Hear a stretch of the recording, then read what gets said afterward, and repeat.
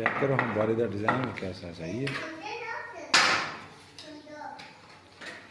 साढ़े मजदूर बैठे